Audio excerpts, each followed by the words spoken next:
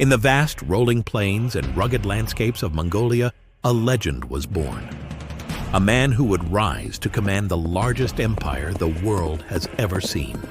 But who was this mysterious warrior who rose from nowhere to command the mightiest armies ever assembled? How did he rise from the shackles of slavery to become a name feared and revered across continents? This is the story of Genghis Khan.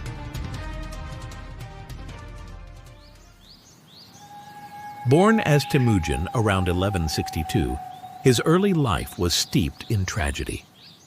After his father, a tribal chief, was poisoned by rivals, Temujin and his family were cast out. They were left to endure extreme poverty and hardship on the harsh Mongolian steppe. These trials forged Temujin's indomitable will. Orphaned and shunned, he was later captured and enslaved by a former ally of his father. Despite this, Temujin's resilience only grew. A fellow captive recognized his potential and secretly trained him in combat and horsemanship.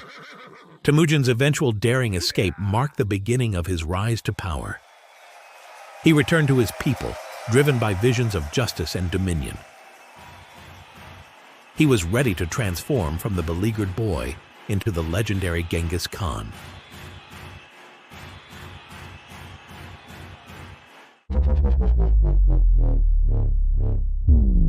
Temujin's charisma and strategic genius led him to unite the warring Mongol tribes under one banner.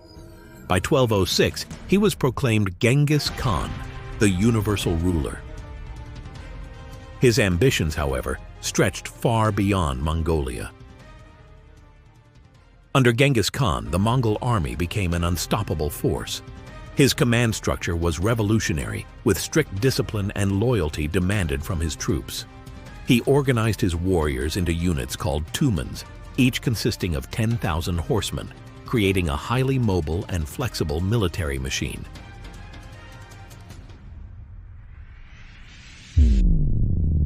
Genghis Khan's conquests are legendary. With a combination of military innovation and merciless tactics, he carved out an empire that stretched from the Pacific Ocean to the heart of Europe.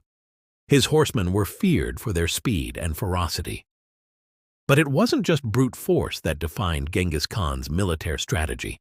He employed sophisticated psychological warfare, espionage, and embraced technologies from the cultures he conquered. Genghis Khan's campaigns were marked by their sheer scale and ambition.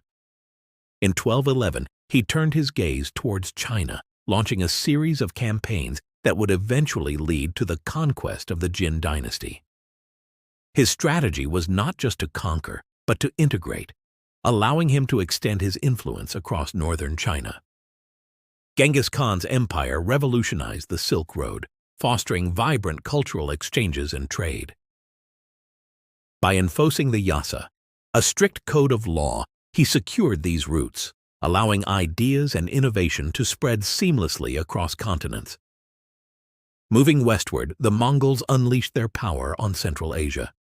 Cities that surrendered were spared, but those that resisted faced total devastation.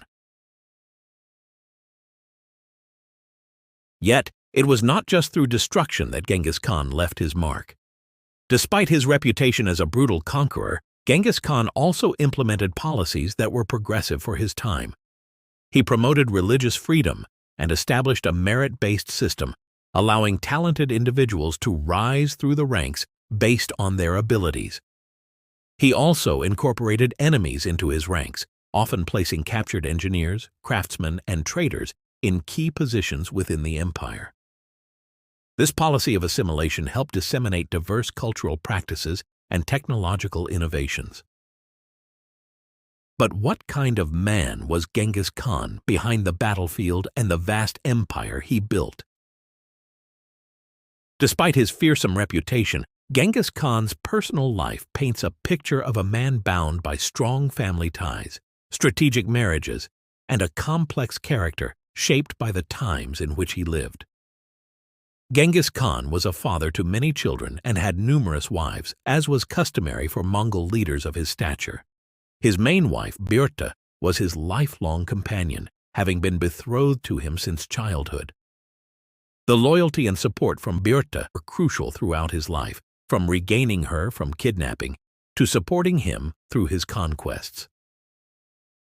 His children, especially his sons, were integral to his empire. Each son was given a significant portion of the empire to govern, spreading Mongolian influence far and wide. After his death in 1227, Genghis Khan's empire was divided among his sons, eventually fragmenting under their successors.